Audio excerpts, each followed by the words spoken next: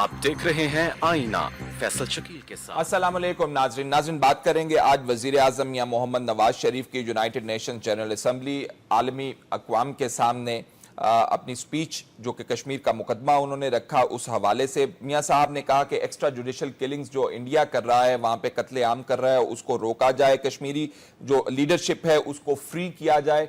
मियां साहब का कहना था कि और जो इस्तिस्वाब राय का मामला है यूनाइटेड नेशंस का बहुत पुराना हो गया, उसका हल तलाश किया जाए। ये मुकदमा जो हमने देखा मियां साहब ने रखा अक़वाम के सामने, अक़वाम आलम के सामने, पूरी दुनिया के सामने, उसके अंदर बुनियादी जो पाकिस्तान का मुकदमा है उस हवाले से वो वज़ीर आज़म साहब हमें बात करते हुए नजर आते हैं कि यूएन को अपना रोल अदा करना चाहिए, दुनिया को अपना रोल अदा करना चाहिए। लेकिन हम अगर दूसरी तरफ नजर दौड़ाते हैं इंडिया की तरफ, जो उन्होंने हमारे खिलाफ मुकदमा तैयार कर रखा है, बहुत खौफनाक है। कहते हैं कि पाकिस्तान रियासती सतह पर दहशत गर्दी करने वाला मुल्क है और उनकी जो डिप्लोमेसी है इस हिसाब से हमें कामयाब होती हुई नजर आती है जब हम अमेरिका की तरफ नजर दौड़ा के देखते हैं और वहां पे बिल लेकर आया जा रहा है इस हवाले से और उसके ऊपर बहस होगी कि पाकिस्तान का क्या किया जाए। वो ऐसी रियासत है जो कि दहशत गर्दी जो है फैलाता है रियासती सतह के ऊपर। क्या ये मुनासिब ना होता कि इस आर्गूमेंट के खिलाफ मियां साहब भी बलूचिस्तान के अंदर इंडिया की मुदाखलत के हवाले से सबूत और शवाहिद जो है पूरी दुनिया के सामने रखते और बात करते? ऐसा होता हुआ हमें नजर नहीं आता। बाकी मामलात हम अपने मेहमानों से पूछेंगे, क्या महसूस किया उन्होंने वजीर आजम साहब की तकरीर के हवाले से। मेहमानों का आपसे तारुफ कराए देता हूं। इस वक्त हमारे साथ फोन लाइन पर मौजूद हैं कमर जमान कायरा साहब, साबिक वफाकी वजीर बराए इत्तलात व नशरियात, सीनियर रहनुमा पाकिस्तान पीपल्स पार्टी। हमें लाहौर स्टूडियो से ज्वाइन करें डॉक्टर फरीद अहमद पराचा साहब, deputy secretary general Jamaat Islami, senior रहनुमा हैं जमात इस्लामी के। अली सरवर नकवी साहब, साबिक सफीर, एग्जीक्यूटिव डायरेक्टर हैं centre for international and strategic studies. Kiara साहब, सबसे पहले हमने इब्तदाइया दे दिया, आपने क्या महसूस किया वजीर आजम साहब की तकरीर के हवाले से? देखिए, वज़ीर आज़म साहब की स्पीच से मैंने तो पहले ये बात कही थी स्पीच से भी कि वज़ीर आज़म साहब की स्पीच के दो हिस्से हैं जी, दो पहलू हैं। एक पहलू है कि पाकिस्तानी ऑडियंस, उनका जो पॉलिटिकल ऑडियंस है वो उसको कैसे देखता है और वज़ीर आज़म साहब की स्पीच किस तरह डिजाइन की गई। यकीनन पाकिस्तानी ऑडियंस के हवाले से ये बहुत अच्छी स्पीच थी, इसमें बहुत बातें की जो हम कह सकते हैं कि उन्होंने मुकदमा बड़े अच्छे तरीके से प्रेजेंट किया। दूसरा पहलू, दूसरा एंगल उससे यह है कि दुनिया ने इसको क्या इसका कश्मीर के मुसलमानों को कश्मीर का होने वाले मुआलम पर भी कोई असर पड़ा या पड़ेगा, या नई बातें की गई हैं। इस वक्त जो इतिहास है आपने कहा है जुडिशल के लिए वो भी एक्स्ट्रा जुडिशल तो वहां तो कवानीन बनाए गए हैं मुसलमानों और नौजवानों को और कायरा साहब, मैं बहुत माजरत के साथ हमें आपकी आवाज, क्योंकि मेरा ख्याल आप मोबाइल फोन पर हैं तो कट के आ रही है, हम दोबारा आपको मिला लें शायद बेहतर आवाज आ सके। नेटवर्क्स का आजकल पाकिस्तान में यही हालात है। मैं फरीद पराचा साहब के पास जाऊंगा उतनी देर में। पराचा साहब, क्या महसूस किया आपने वजीर आजम साहब की तकरीर सुनी? जी, बिस्मिल्लाहिर्रहमानिर्रहीम। मैं उनकी तकरीर सुनी और मैं ये समझता हूँ कि जो कुछ बात उन्हें कहनी चाहिए थी वो उन्होंने अच्छे अल्फाज में कही और उसको इस लिहाज से एक बड़ा ठीक ठाक तैयार किया गया था कि उसका मैसेज पाकिस्तान में भी अच्छा हो, उसका मैसेज मकबूजा कश्मीर में भी बेहतर हो। उन्होंने बुरहान वानी का नाम लिया जो वहाँ पर अब हुर्रियत की और आज़ादी की अलामत है। फिर उसके साथ ये कि इसका मैसेज दुनिया तक भी बड़ी हद तक बेहतर गया है, इसलिए कि उन्होंने जो कुछ मज़ालिम थे उनकी तफसील भी बयान की और उसके साथ साथ ये कि अक़वाम मुत्तहिदा को भी मुखातिब किया और उन करारदादों को भी याद करवाया कि जो हमारी बुनियाद है। जो बातें वो नहीं कह सके और जो कहनी चाहिए और जिसका आपने भी अपने इंट्रो के अंदर जिक्र किया है वो ये कि पाकिस्तान का भारत के खिलाफ एक बड़ा ही मजबूत मुकदमा है। भारत का एक हादर सर्विस एक ऑफिसर हमारे पास मौजूद है, उसने पूरा नेटवर्क यहाँ बिछाया हुआ है। जंगे अजीम दोम के बाद एक किसी भी जासूस की इस तरह हादर सर्विस जासूस की ये गिरफ्तारी है اس لحاظ سے ایک بہت بڑی عالمی خبر ہے. اب یہ کہ اگر اس کو بھی ہم کیش نہیں کرا سکتے اور اس کا بھی کہیں حوالہ نہیں ہے, پھر 15 اگست کی تقریر ہے نریندر مودی کی کہ جس میں اس نے بلوچستان کا نام لیا, گلگت کا لیا, بلتستان کا لیا اور دھمکیاں دی پاکستان کو. پھر اسی طرح سے ان دنوں جو پاکستان کے خلاف زہر آلود بیانات آ رہے ہیں وہ تو آپ ایک طرف رکھ دیں, لیکن جو کچھ ہے ان کے عزائم ہیں جس کا اظہار کبھی ان کے قومی سلامتی کے مشیر اجیت کمار ڈوول کرتے ہیں اور کبھی ان کا کوئی اور جو ہے وہ جس میں واضح طور پہ کہتے ہیں کہ ہم پاکستان میں دہشت گردوں کو پیسے دے کر ہم نیٹ ورک جو ہے وہ بچھائیں گے. ان کے ایک جو ہے وہ انٹیلیجنس کے ڈپٹی ڈائریکٹر, وہ ان کی کتاب ہے ایم کے تھر کی, کہ ہم پاکستان میں شیعہ اور سنی فساد پیدا کرنے کے لیے ہم نے پوری تیاری کی ہے. وی کے سنگھ نے یہ کہا ہے کہ بلوچستان میں جو کچھ ہو رہا ہے وہ ہم کرا رہے ہیں. براداغ بگٹی کے ساتھ جس طرح سے بھارت اس کو سپانسر کر رہا ہے وہ سب سامنے ہے. اب یہ کہ یہ حقائق سامنے لانے چاہیے تھے. سمجھوتا ایکسپریس میں پاکستانیوں کو زندہ جلا دیا گیا اور 570 یہ پاکستانی ہیں. ان کے بارے میں جو ہے پہلے یہی کہا گیا کہ آئی ایس آئی کا ذمہ دار ہے, جیسے اڑی کے معاملے میں انہوں نے کہا, لیکن بعد میں پھر وہاں خود یہ تفتیش ہو گئی کہ اس میں ایک بہادر سروس فوج کے کرنل پروت شامل ہے, وہ اس کے مرکزی کردار. تو گویا کہ ہمیں یہ بھی دنیا کے سامنے لانا چاہیے تھا تاکہ بھارت جو یک طرفہ طور پہ دباؤ ڈالتا ہے اور غلط ڈالتا ہے پاکستان کے خلاف پہ, تو کم از کم یہ بات سامنے ہو کہ اصل دہشت گرد کون ہے, اصل تخریب کار کون ہے اور اصل سرحد پار جو ہے وہ تخریب کاری کون کر رہا ہے. ٹھیک ہے پراچا صاحب, میں یہ بھی آپ سے پوچھنا چاہوں گا کہ وزیر اعظم صاحب آپ کے خیال میں یہ کیوں نہیں کر سکے؟ یہ میں آتا ہوں اس پر آپ کے پاس میں. قاہرہ صاحب آپ مجھے سن سکتے ہیں؟ جی میں سن سکتا ہوں. جی قاہرہ صاحب فرمائیے گا, آپ اپنی بات مکمل کر لیجئے. آپ وزیر اعظم کی سپیچ پہ اپنا ریئیکشن دے رہے تھے. جی لائن کٹ گئی. نقوی صاحب یہ آپ نے تمام گفتگو سن لی, آپ نے ابتدائیہ بھی سن لیا. آپ کا کیا خیال ہے وزیر اعظم کی سپیچ کے حوالے سے؟ دیکھیے وزیر اعظم کی تقریر جو تھی وہ اچھی تقریر ہے, اچھی طرح لکھی گئی ہے. جو فارن پالیسی کا پورا موقف ہمارا ہے سارے دنیا کے مسائل پہ, اس کے بارے میں گفتگو کی اور اس کے بعد وہ کشمیر پہ آئے.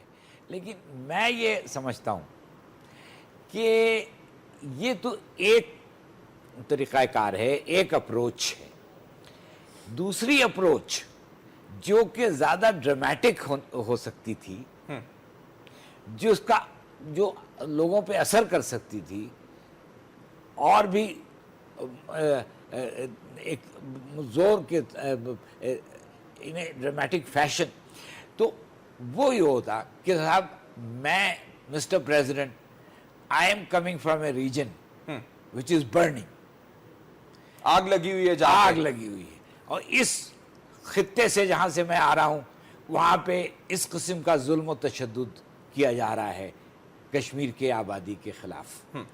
اور یہ قصہ بہت پرانا ہے, لیکن اب اس کا ایک نیا دور شروع ہوا ہے جس میں کہ بے تحاشا تباہی لائی جا رہی ہے.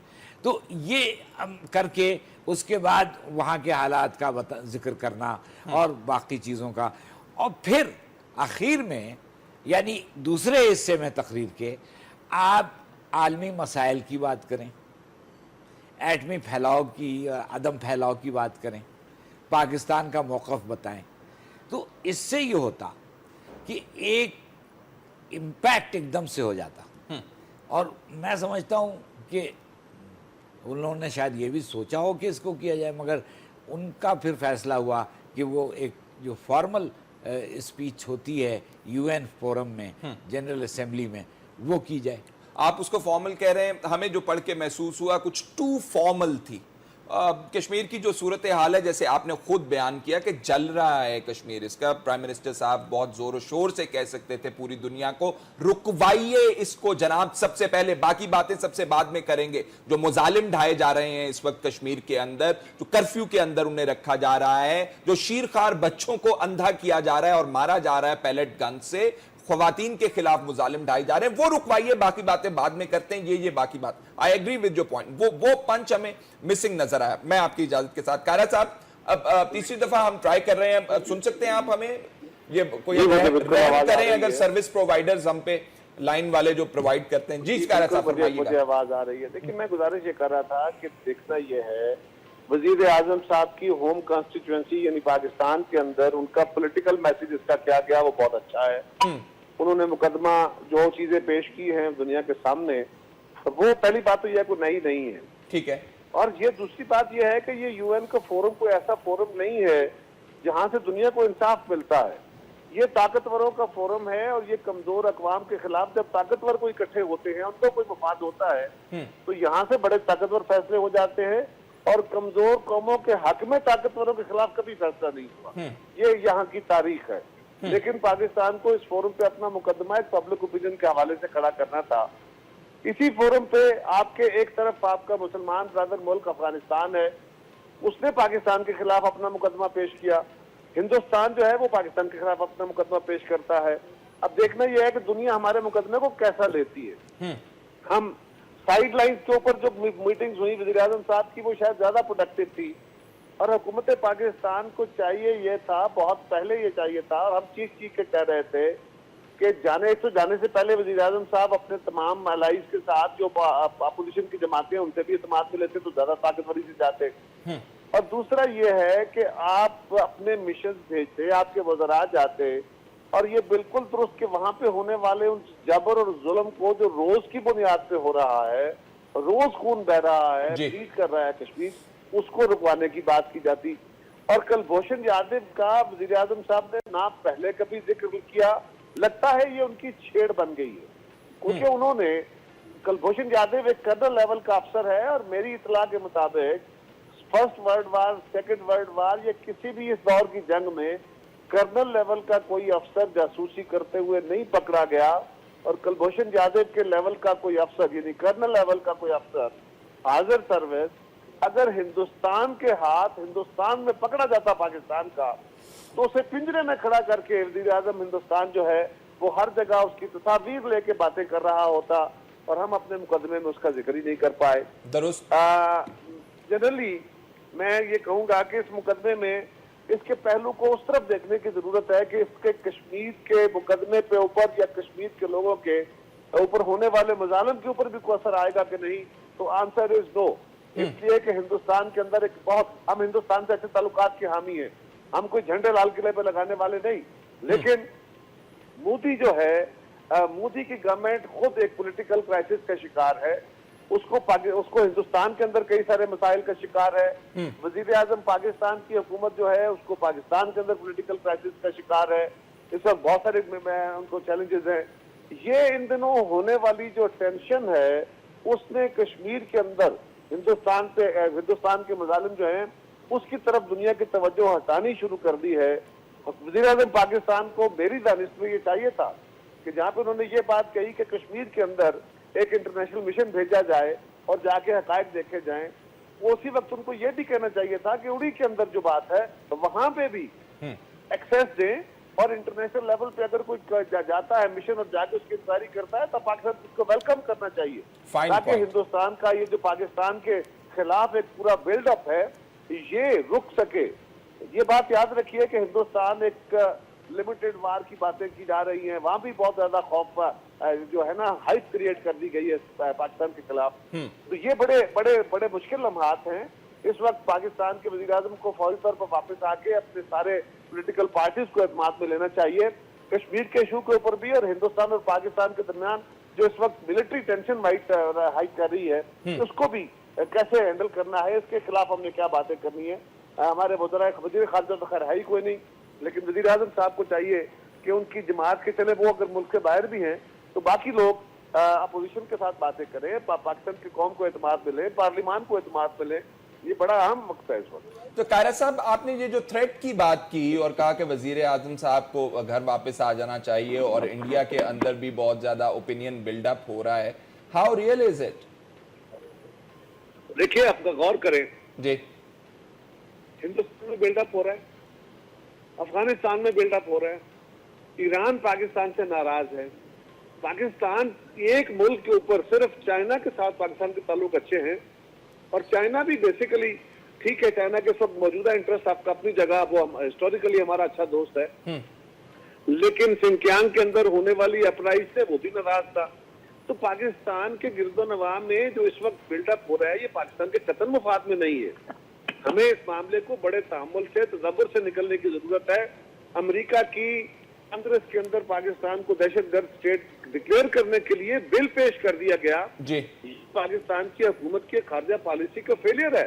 वो बिल पास होगा या नहीं होगा बात की बात है, उस बिल के असरात क्या होंगे बात की बात है, लेकिन उसका पहला असर तो ये आ गया ना कि दहशतगर्दी का फ्रंट लाइन स्टेट बनने वाला और सबसे बड़ा शिकार होने वाला मुल्क दहशतगर्दी के खिलाफ और पाकिस्तान और रूस की इस खित्ते के अंदर इंटरवेंशन और फिर अलकायदा की इस खित्ते के अंदर इंटरवेंशन से जो आलमी इत्तेहाद बना, उसको होस्ट करने वाला मुल्क जो है वो सबसे बड़ा मुजरिम बन के खड़ा हो गया है। ठीक। इससे बड़ा फेलियर क्या होगा हुकूमत की खारजा पॉलिसी? ठीक है कायरा साहब, आप इसको खारजा पॉलिसी का फेलियर कह रहे हैं। जो हमें हमारी बात होती है, हम सुनते हैं, कुछ लोग ये भी कहते हैं कि जो आपके मुल्क के अंदर हकायक मौजूद हैं, जो हकीकतें, तल्ख हकीकतें मौजूद हैं, वही रिफ्लेक्ट होती हैं आपकी फॉरेन पॉलिसी के अंदर भी। ये बात दुरुस्त है कि हमें देखे ना, वज़ीर आज़म साहब ने कहा था अपने पिछले दौरा में जब वो अमरीकी सदर से मिले कि हमें अपने घर में चीजों को इन ऑर्डर करना है। वो भी ठीक है, उस तरफ भी सफर हो रहा है, लेकिन जब आपका कमांडर इन चीफ हुकूमत वक्त को कह रहा है कि जो काम मेरे जिम्मे और मेरी फोर्सेस के जिम्मे था वो तो मैं कर रहा हूँ, लेकिन जो पॉलिटिक्स साइड ने करना था नेशनल एक्शन प्लान पे अमल दरामद का, वहां तो कुछ होता नजर नहीं आ रहा। लिहाजा उसके ऊपर भी मुकम्मल यकसुई नहीं है। जो अचीवमेंट हमारे दिफाई इदारे या हमारे लॉ एनफोर्समेंट एजेंसीज या इंटेलिजेंस एजेंसीज हासिल कर रही है, उसको कंसोलिडेट करने के लिए जिस पॉलिटिकल विजन और विल की जरूरत है, जिस क्लैरिटी ऑफ थॉट की जरूरत है, वो तो वज़ीर आज़म और उनकी जमात में नहीं है। ठीक है, मुझे एक ब्रेक लेना है नाज़रीन, ब्रेक के बाद हाजिर होते हैं, तो इस गुफ्तगू के सिलसिले को आगे बढ़ाते हैं। क्या वजूहात हो सकती हैं कि प्राइम मिनिस्टर साहब इतने बड़े फोरम के ऊपर इंडिया के हाथ आए हुए सबूत जो हैं पेश नहीं कर सके हैं? क्या वजूहात हो सकती है? के बाद खुश आमदीद नाज़रीन, बहुत अहम है ये बात करना कि इंडिया एक तरफ हमारे खिलाफ जो मुकदमा खड़ा कर रहा है, कहा जा रहा है पीर वाले दिन जो है सुषमा स्वराज साहिबा अपना मुकदमा, इंडिया का मुकदमा पाकिस्तान के खिलाफ देंगी, वो सारा का सारा इस चीज पर बेस्ड है कि पाकिस्तान रियासती सतह पर तमाम खित्ते के अंदर दहशतगर्दी करता है। क्यों आखिरकार वजीर आजम साहब ये बात ना कर सके वहां पे? पराचा साहब, कुछ रोशनी डालिएगा। आपने बता तो दिया, लेकिन वजीर आजम साहब क्यों इसके ऊपर रोशनी नहीं डाल सके? देखिए, जब ये बरसरे इक़्तिदार आए थे तो इनके यहाँ एक थ्योरी थी और जिसका इन्होंने कई मरतबा इजहार किया, वो ये है कि भारत के साथ तिजारत के ताल्लुकात वो उस्तवार करें, आहिस्ता आहिस्ता बाकी मसाइल भी हल हो जाएंगे। जो भारत का एक हमेशा मिशन रहा है कि CBM में पहले हो जाए, फिर उसके बाद आके मौसमों पे बात करें, हुस्न याद पे बात करें, कोई इधर की बात उधर की बात, ट्रांसपोर्ट की, गानों की, सकाफत की, लेकिन कश्मीर की बात नहीं होगी। दहशतगर्दी जो पाकिस्तान के खिलाफ हो रही है उसकी नहीं होगी, सियाचिन की, सरकरीक की, दरियाई पानियों की। तो बहरहाल एक उनका ये नुक्ता नज़र था। इस नुक्ता नज़र के तहत उन्होंने साड़ियों के और आमों की पेटियों के तबादले, और उसके बाद जब वहाँ गए तो हुर्रियत कॉन्फ्रेंस से नहीं मिले और भारत की वो हर ख्वाहिश पूरी की। तो अब उनका एक पस मंज़र वो है। इस पस मंज़र में यही कहा जा सकता है कि अब तक दिल खुश फहम को है तुझसे उम्मीदें। अब भी वो समझते हैं कि शायद मेरा ये फार्मूला ठीक हो जाए, और अब जो इस वक्त उन्होंने तकरीर किया है वो एक बहुत बड़ा दबाव है जो भारत के मज़ालिम का, जिसके बारे में अगर ये कुछ भी मसलियत पसंदाना लबो लहजा इस्तेमाल करते तो ये समझ ले कि ये सियासत बदर हो जाते। इतनी बड़ी जो वहाँ पे है, हम अब भी समझते हैं कि उसको पूरे तौर पर उस लबो लहजे में बयान नहीं किया गया। जितने पैमाने पे वहाँ मजालिम हो रहे हैं, लोग नाबीना 700 से ज़्यादा अफराद की बिनाई चली गई है। बाप पिछले यानी अब तकरीबन 80 दिन होने वाले हैं और लोग जो हैं वो सड़कों पे हैं। 7 लाख फौज नाकाम हो गई है, वहाँ पे जो है वो कर्फ्यू नाकाम। देखिए ना, इतनी बड़ी किसी इलाके के अंदर अपराइजिंग हो और फिर आप और इतने बड़े मसालिम हो, तो फिर आप एक सबक के अंदाज में किसी मजमून को पढ़ के तो लोगों के दिलों के अंदर इर्तियाश पैदा नहीं कर सकते, जो बहुत ही ज़रूरी था कि ये उन मजालिम के बारे में वो जज्बाती अंदाज दिखता जो मादी में हुआ है। यानी भुट्टो साहब ने भी किया, फेडरल कास्ट्रो ने भी किया, कई और लीडर जो है उन्होंने दुनिया किया, चाहे ये डिबेटिंग सोसाइटी ही सही, लेकिन आलमी एक फोरम है, इस आलमी फोरम पे बात करते हुए वो सारी चीजें होनी चाहिए। अब अक़वाम मुत्तहिदा की करारदादों में एक मैं जुमला कह लूं, करारदादों में वो रेफरेंस मौजूद है कि अगर ईस्ट टाइमोर में हो सकती है, अगर जनूबी सूडान में हो सकती है करारदादों पे अमल दरामद, अगर कोसोवो में हो सकता है तो कश्मीर में क्यों नहीं हो सकता? वो रेफरेंस भी साथ जरूरी था। ठीक है नकवी साहब, हमें ये बताइएगा, अब दुनिया को एक बताना मकसूद होता है, जो हम प्राइम मिनिस्टर साहब के बारे में बात कर रहे हैं, पराचे साहब कह रहे हैं जज्बात नहीं थे, हम कह रहे थे हमें पंच मिसिंग नज़र आ रहा था, हम सोच रहे थे कि प्राइम मिनिस्टर साहब पहले कहेंगे कि ख़त्म करें ये बर्बरियत का सिलसिला सबसे पहले, फिर कुछ और आगे आपको बात बताते हैं, ये भी करें ये भी करें, लेकिन ये आग लगी हुई है जैसे आपने कहा, इसको पहले बुझाइए। तो वर्ल्ड कम्युनिटी की भी रिस्पॉन्सिबिलिटी इस हिसाब से होती है कि सिर्फ हमने ही बताना है, वो सिर्फ देख नहीं सकते हैं, सुन नहीं सकते हैं? बिल्कुल होती है, बल्कि इसका तो एक प्रिंसिपल है जो कि अब इस्टेब्लिश हो गया है, which is right to protect. Right to protect, R2P कहलाता है, R2P। ये राइट टू प्रोटेक्ट जो है, उसके तहत किसी भी मेंबर के मुल्क में अगर वहाँ की हुकूमत वहाँ की आबादी पे तशद्दुद करती है, जुल्म ढाती है और बड़े पैमाने पे इंसानी हुकूक की पामाली होती है, तो वो इंटरनेशनल कम्युनिटी का हक बनता है कि वो वहाँ जाके उस आबादी को बचाए। और ये राइट टू प्रोटेक्ट का प्रिंसिपल इस्टेब्लिश हुआ है चंद सालों से, जो कि यूएन के चार्टर में नहीं था। तो मैं समझता हूँ कि गरचे इसमें बहुत सी एब्यूज़ेस भी हो सकती हैं, मिसयूज़ हो सकता है, लेकिन इस सूरत हाल में कश्मीर में ये प्रिंसिपल भी इन्वोक करना चाहिए और कहना चाहिए कि पाकिस्तान ट्रेडिशनली इसके बारे में क्या, इस प्रिंसिपल पाकिस्तान इसको नहीं सपोर्ट करता है। अमूमन जो तरक्की पजीर मुल्क हैं वो नहीं पसंद करते हैं, और उसमें एक इंटरफेरेंस हो सकती है किसी मुल्क के अंदरूनी मामलों में। लेकिन यहाँ पे हमें तो जो भी इस वक्त जो भी आर्गूमेंट मिल जाए, जो भी नुक्ता मिल जाए अपने केस को सॉलिड बनाने के लिए, वो हमें इस्तेमाल करना चाहिए। तो अच्छा, अब मैं एक बात और कहूँगा जी प्लीज, वो ये है कि बाज़ वक्त जब हालात कोई इतने बिगड़े हुए नहीं होते हैं तो आप एक फॉर्मल स्पीच करते हैं यूएन में, ठीक है ना, लेकिन जब ऐसी हालत हो जो इस वक्त हमारी है, उसमें दो मसले बहुत बड़े हैं, एक कश्मीर का और दूसरा दहशतगर्दी का। कश्मीर में हम चाह रहे हैं कि दुनिया की आगाही हो और उन लोगों को उसके बारे में कोई एक्शन लेने पे आमादा किया जाए। और दहशतगर्दी में पाकिस्तान की जो बदनामी हो रही है, यानी बद भला बदनाम बुरा, हम बदनाम हो चुके हैं, तो उसको हमें काउंटर करना चाहिए था।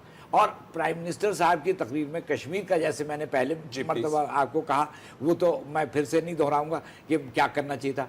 अब दहशतगर्दी के मामले में भी वज़ीर आज़म को ये कहना चाहिए था कि हमारे ऊपर दहशतगर्दी का इल्ज़ाम लग रहा है, जबकि हमारे खित्ते में ये हो रहा है, ऐसी दहशतगर्दी हो रही है कि स्टेट स्पॉन्सर टेररिज्म का हम नहीं बल्कि हमारा पड़ोसी है। जब नाम ले ही रहे हैं तो आप खुल के नाम उसका लें।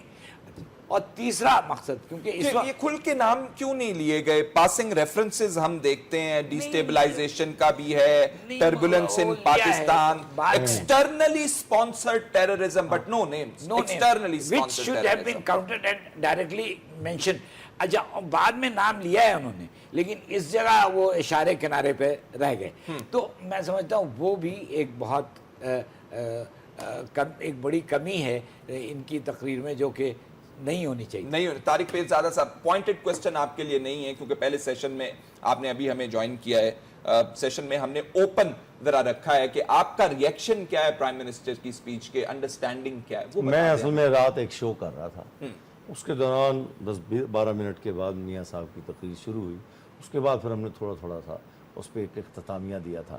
تو اس وقت جو میرے پاس 1 منٹ تھا اس میں جو میں نے بات کہی تھی میں وہاں سے اس کو دہرا کے آگے بات شروع کرتا ہوں کہ میاں صاحب نے اس ملک کے ساتھ اتنی بڑی زیادتی کی ہے کہ ہندوستان کی دہشت گردانہ پالیسی, ہندوستان کی ریاست کا بطور ایک دہشت گرد کے ذکر نہ کر کے اور مودی کا بطور ایک دہشت گرد ذکر نہ کر کے انہوں نے پاکستان میں ہندوستان کی مداخلت نہ ہونے کا اصل میں اعلان کیا ہے.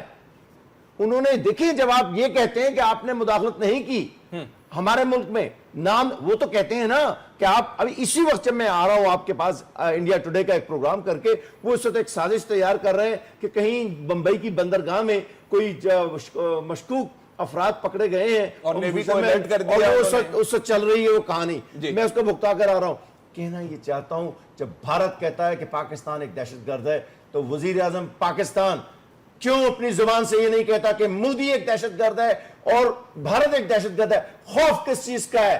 یا آپ کی دوستی ہے یا آپ خوف کا شکار ہے؟ اگر دونوں باتیں ہیں تو دونوں صورتوں میں آپ کو وزیر اعظم رہنے کا حق نہیں ہے. ایک بات.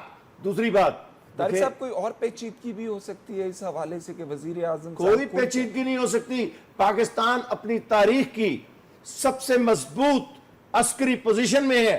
یہ جو لوگ خرافات بولتے رہتے ہیں نا اس ملک میں, وہ دیکھیں ہم نے اب تک یہ خورشید شاہ نے کہا تھا, میں کھل کے بات کر دیتا ہوں. وہ کہتے ہیں کہ ہماری سویلین اور ملٹری کی عادت ایک پیج پہ نہیں ہے, ایک پیج پہ ہوتی نہیں ہے. وہ حکومت کہتی ہے, وہ کہتے ہیں نہیں ہے. چلو تو اگر نہیں ہے نا پیج پر, اس کی وجہ بھی یہ اتنی بڑی ڈائمنشنز جس کا ہم ذکر کر رہے ہیں, اس کا مطلب ہے کہ آپ بھارت کے ساتھ ایک پیج پر ہیں.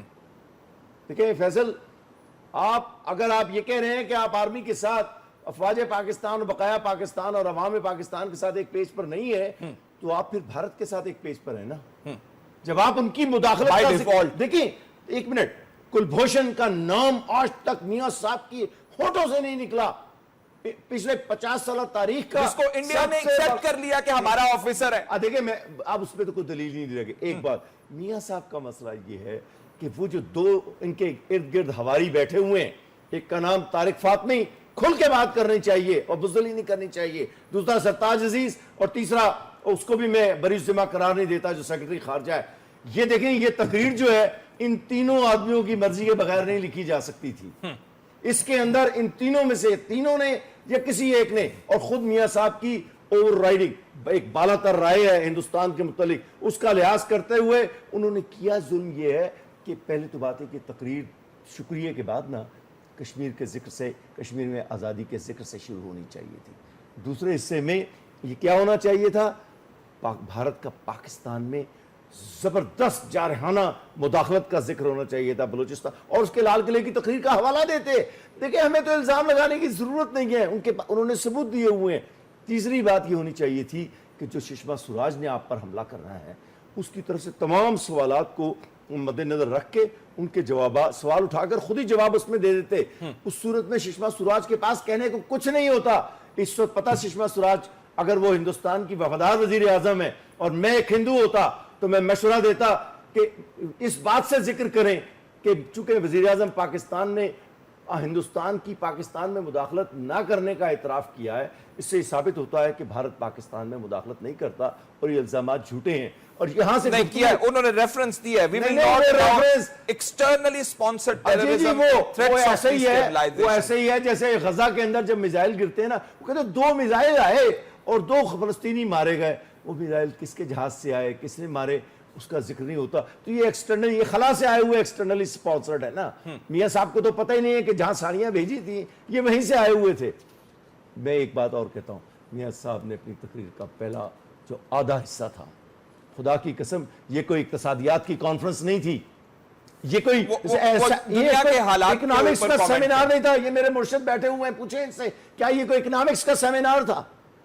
یہ تو اصل میں تنازعات کو دنیا کے سامنے پیش کرنے کا سیمینار ہے.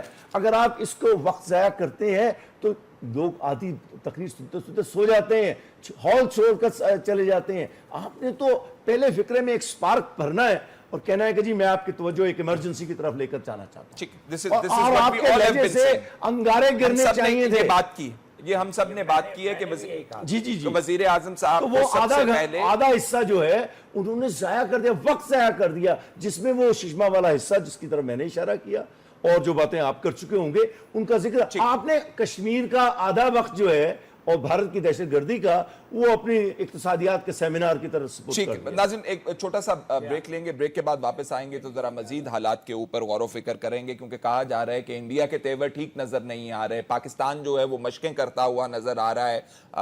موٹر وے بلاک کر دی گئی تھی اسی حوالے سے, گلگت بلتستان کی فلائٹ سسپینڈ کر دی گئی تھی اسی حوالے سے. کیا دیکھ رہے ہیں ہمارے یہ نقطہ بھی کہ آئیے یونائٹڈ نیشنز والے آ کے دیکھیں, اس سے دو کام ہو سکتے تھے. ایک تو یہ جو فضا بنی ہوئی ہے ٹینشن والی, اس میں کچھ کمی ہو سکتی تھی اگر یونائٹڈ نیشنز کا آبزرور گروپ آتا اور اپنی رپورٹ بناتا, نہ صرف اری کے حوالے سے بلکہ کشمیر کے حوالے سے بھی. پراچا صاحب دیکھیں نا, کشمیر کے بارے میں تو یہ بات ہی کافی ہے کہ وہاں پر انٹرنیشنل میڈیا کو جانے کی اجازت نہیں ہے. وہاں پر جو ہے جو وہاں پر موجود ہیں انسانی حقوق کی تنظیمیں وہ نہیں جا سکتی. یعنی ایک آہنی جیل بنا دیا ہے کشمیر کو. اور جہاں تک اڑی کا معاملہ ہے تو اس بارے میں تو ابھی وہاں پر وہ موجود تھا, حملہ جاری تھا اور بھارت نے پاکستان پہ الزام لگانا شروع کر دیا. یہ بھارت کی پہلے سے, یعنی میں نے جیسے عرض کیا تھا کہ سمجھوتا ایکسپریس میں پاکستانی چلائے گئے اور نام ISI کا لیا گیا اور معلوم ہوا کہ نہیں یہ تو کرنل پروت ہے جو حاضر سروس ہے اس کا. اسی طرح پٹھان کوٹ کا الزام جو ہے وہ لگایا گیا اور بعد میں یہ واضح ہوا. اب یہ کہ بھارت کے اندر جو یعنی ایک مجاہدین موجود بھی ہیں, ان کی ایک کاروائی بھی ہے. وہاں پہ برہان مظفر وانی جس کا جنازہ 50 مرتبہ پڑھایا گیا ہے اور 8 لاکھ افراد نے جنازہ پڑھا ہے, اور جس کو پاکستان کے پرچم میں جس کے تابوت کو لپیٹ کے جسے دفن کیا گیا ہے, وہ خود اس آزادی کی علامت ہے, وہ اس جذبے کی علامت ہے. تو بھارت جو ہے وہ وہاں پہ اپنے اس کو, بھارت کی اپنی سازش بھی ہو سکتی ہے اڑی کا معاملے میں, اور بھارت کا جو ہے وہ وہاں پہ جو مظالم ہو رہے ہیں اس کا رد عمل بھی ہو سکتا ہے. لیکن پاکستان کا نام لینا یعنی اس سے بڑی بھارت کی جہالت کوئی نہیں ہے اور اس سے بڑی اس کا ظلم کو ہم اصل میں اپنا کیس نہیں پیش کرتے.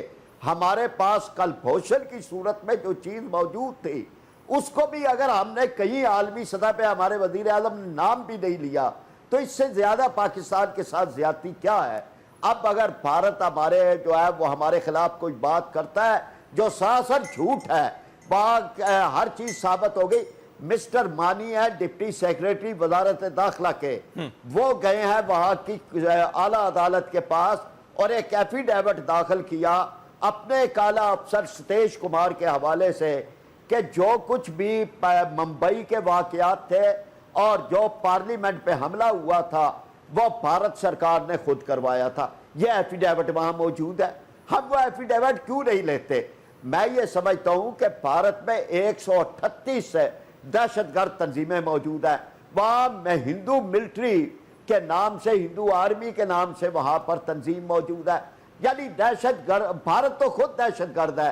یعنی ریاستی دہشت گردی کے اندر اسرائیل اور بھارت ہے اور امریکہ یہ دنیا کے بڑے دہشت گرد ملک ہیں. یعنی بھارت جو ہے وہ جو کچھ کشمیر میں کر رہا ہے, جو اس نے بھوٹان میں, سکم میں, تبت میں, نیپال میں, سری لنکا میں اپنے تمام پڑوسیوں کے ساتھ کیا ہے, تو بھارت تو عالمی سطح پہ اتنی یعنی بڑا مجرم ملک ہے کہ نریندر مودی کو تو دہشت گرد خود امریکہ نے قرار دیے رکھا تھا. ہم تو اس کا بھی تذکرہ نہیں کرتے. ہم تو گجرات کے اندر جو 3000 افراد وہاں پر ذبح کیے گئے ان کا بھی کبھی تذکرہ نہیں کرتے.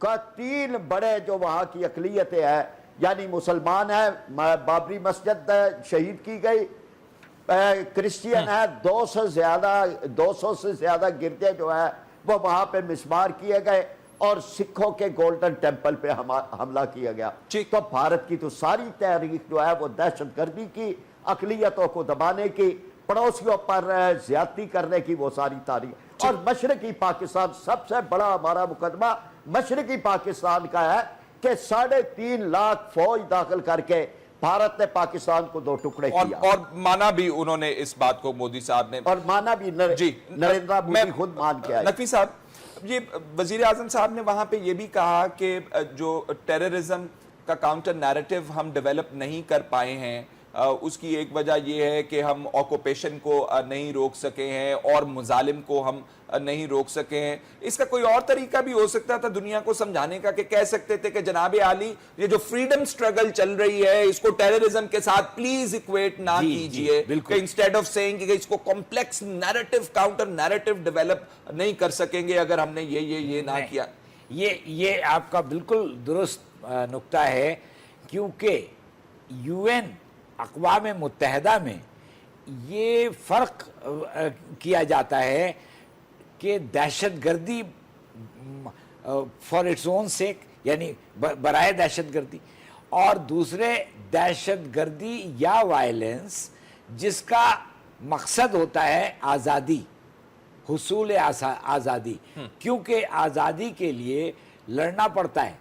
دنیا کے جتنے ممالک, امریکہ بذات خود آزادی لڑ کے اس نے لی ہے, جنگیں کی تھیں انگریزوں کے خلاف, تو یہ ہر ملک نے اپنی آزادی لڑ کر حاصل کی ہے. تو وہ دہشت گردی نہیں ہے, وہ جو ایکشن وہ لوگ لے رہے ہیں آزادی کے لیے وہ دہشت گردی نہیں کہلائے گی. تو ہم اس کو کیوں نیریٹو اور no narrative, this is clear cut. What is happening in Kashmir is not terrorism, یعنی کشمیر میں جو کچھ ہو رہا ہے وہ دہشت گردی نہیں ہے, وہ جنگ آزادی ہے. جنگ آزادی, یہ ایمفیسس وہاں پہ کریٹ نہیں ہو سکا. طارق پیرزادہ صاحب, اور یہاں پر اسی نقطے میں کہوں گا, آپ اصل میں یہ فکرہ کہیں, اور یہ کہنا چاہیے تھا میاں صاحب کو, کہ 1948 اور 49 کی قراردادیں جو کہ اب اس سلامتی کونسل نے پاس کی ہیں, ان کے تحت چونکہ استصواب رائے نہیں دیا جا رہا ہے, ان کو آزاد ہونے کے لیے ووٹ ڈالنے کا حق نہیں دیا جا رہا ہے, اور 70 سال سے قبضہ ہے. اس لیے یہ تحریک آزادی اس کا قدرتی اور منطقی نتیجہ ہے ان قراردادوں پر عمل درآمد نہ ہونے کا. لہٰذا اس تحریک آزادی کا آپ احترام کر لیں یا اپنی قراردادوں کا احترام کر لیں, دونوں صورتوں میں مسلمان ریاست کشمیر کو آزاد ہونا ہے. آپ اس کا نام لیں کہ مسلمان ریاست ہے, وہ کسی کافروں کی ریاست نہیں ہے. تو اگر آپ نہیں کہیں گے تو ایک دوسری بات یہ ہے. طارق صاحب, میرا خیال ہے کہ یہ آج کل کے دور کے اندر نا مسلمان, ہندو, کرسچن نہیں بک نہیں رہا ہے. اچھا میں آپ کو جواب دے دیتا ہوں. ہیومن رائٹس والا کیس انہوں نے ضرور کہا کہ وائلیشن. میں آپ سے عرض کروں, دنیا میں سب سے برا کام اپنی آزادی کی تحریک کے دوران یہ ہوتا ہے کہ آپ اپنی آزادی کی تحریک میں ہیومن رائٹس کی وائلیشن کا ذکر کرنا شروع کر دیں. دیکھیں, ہیومن رائٹس کی وائلیشن تو کسی بھی آزاد ریاست کے اندر کسی اقلیت کے ساتھ بھی ہو سکتی ہیں, کسی عیسائی اقلیت کے ساتھ, کسی ہندو اقلیت کے ساتھ, کسی مسلمان اقلیت کے ساتھ. پرمیسیبل تو نہیں, نہیں, میں کچھ اور کہہ رہا ہوں, وہ پرمیسیبل نہیں ہے. لیکن بڑا ایشو کیا ہے, آزادی کی تحریک اور آزاد ہونے کے حق کو سلب کیا جانا. وہ بھی سمجھنے کی ضرورت ہے جو ہیومن رائٹس کی کشمیر کے اندر میری بات سن لیں, وہ ان ایسنس پولیٹیکل رائٹ کی ڈینائل کے نتیجے میں. نہیں, وہ ہم یہاں تک جاتے ہی نہیں ہیں بات کہنے کے لیے. ہم تو یہ کہہ رہے ہیں ظلم ہو رہا ہے, بربریت ہو رہی ہے, وہ تو کسی بھی ملک میں ہو سکتی ہے. یہ تو آزادی کے حق کو سلب کیا گیا ہے اور لوگوں کو 70 سال سے غلام بنایا گیا ہے, اور جو پامالی ہو رہی ہے ہیومن رائٹس کی وہ اس کا نتیجہ ہے, وہ بجائے خود مسئلہ نہیں ہے. ایک یہ بات سمجھنے کی ہے. دوسری بات یہ ہے کہ میں پراچا صاحب سے ذرا اختلاف کروں گا. بھارت کو گالی دینے کا کوئی فائدہ نہیں ہے. گالی دینی ہے نواز شریف کو دیں, اس کی ٹیم کو دیں. اس کی وجہ یہ ہے وہ تو ایک دشمن ریاست ہے, اٹس این اینیمی اسٹیٹ. وہ میں اگر ہندو ہوتا تو پاکستان کے 100,000 ٹکڑے کرنے کے متعلق سازشیں کرتا, اور دشمن کا کام یہی ہوتا ہے. اگر آپ اپنے دشمن کو نہیں پہچان سکے تو یاد رکھیں ہندوستان آپ کو پہچانتا ہے کہ آپ اس کے دشمن ہیں. آپ اپنے موقف کے سلسلے میں واضح نہیں ہیں. میاں صاحب کو ساڑیاں یاد ہے, بڑی اچھی بات ہے. کھانا یاد ہے, حلف وفاداری کی تقریب یاد ہے, لیکن مودی صاحب نے ایک بہت اچھا کام کیا ہے, میاں صاحب کے تمام پالیسیوں کو یکدم دفنا دیا ہے اور مسترد کر دیا ہے. اب میاں صاحب اس پالیسی کو لے کر اگلے 18 مہینے میں کیا کریں گے؟ دیکھیں یہ جو تقریر ہوئی ہے اقوام متحدہ میں, یہ تو ہمارے اندرونی دباؤ کے نتیجے میں یہ تقریر ہوئی ہے, ورنہ میاں صاحب نے پچھلے 2.5-3 سال میں, ہم نے پچھلے دنوں کل ہی جو پروگرام میں نے ایک اور کیا, اس میں انہوں نے ساری کلپس چلا دیے اس کے جو انہوں نے تقریریں کی تھی. آپ کہتے ہیں کہ اس تحریک آزادی کسی بھی تقریر میں کوئی بارودیت یا آتشینیت نہیں تھی, کسی میں براہ راست بھارت کا ذکر نہیں تھا, بلکہ ایک جو پچھلے سال کی تقریر تھی یا اس سے پچھلے سال کی, اس میں لفظ استعمال کیا گیا تھا دنیا کو کشمیر کے مسئلے پہ اٹینٹیو رہنا چاہیے, جیسے کلاس روم میں ماسٹر بات کرتا ہے. ٹھیک, میں خدا کا خوف کھائیں, یہ پاکستان کا وزیر اعظم ہے جس نے پاکستان کی سلامتی کے سب سے بڑے مفاد کشمیر کے تحفظ کا حلف اٹھایا ہوا. ٹھیک, پروگرام کا ناظرین وقت ختم ہوا جاتا ہے. میں ڈاکٹر فرید پیراچا صاحب کا, علی سرور نقوی صاحب کا, طارق پیرزادہ صاحب کا اور کمن زبان قاہرہ صاحب جو پہلے سیگمنٹ میں ہمارے ساتھ موجود تھے, ان کا بہت شکر گزار ہوں. ناظرین, وزیر اعظم صاحب نے دستاویز بھی پیش کیے ہیں کشمیر میں مظالم کے حوالے سے. یونائٹڈ نیشنز کے جو چیف ہیں بان کی مون صاحب, ان کو بان کی مون صاحب کی اس کے بعد جو سٹیٹمنٹ آئی ہے اس میں انہوں نے کہا ہے انڈیا اور پاکستان کو ڈسپیوٹ کا لفظ, تنازع کا لفظ انہوں نے استعمال کیا, اس تنازع کے حوالے سے بات چیت کرنی چاہیے. ہمیں افسوس ہوتا ہے, شرمندگی ہوتی ہے جب یونائٹڈ نیشنز جیسا اتنا بڑا پلیٹ فارم لوگوں کو بھول جاتا ہے اور زمین کے ٹکڑے کو ڈسپیوٹ کی حیثیت سے کہتا ہے کہ یہ دونوں ملک بات کر لیں. ریئلائز کرنا چاہیے کشمیر کے اندر انسان بستے ہیں اور ان کی جو حالت کی جا رہی ہے اس وقت بہت زیادہ دردناک, خوفناک اور افسوسناک ہے. دنیا کو اپنا اندر خود ٹٹولنا ہوگا کہ ہم کیا کر رہے ہیں, نہیں تو دنیا کے اندر یہ مسائل قائم رہیں گے. پروگرام کا وقت ختم ہوا جاتا ہے, اجازت دیجیے, اللہ حافظ.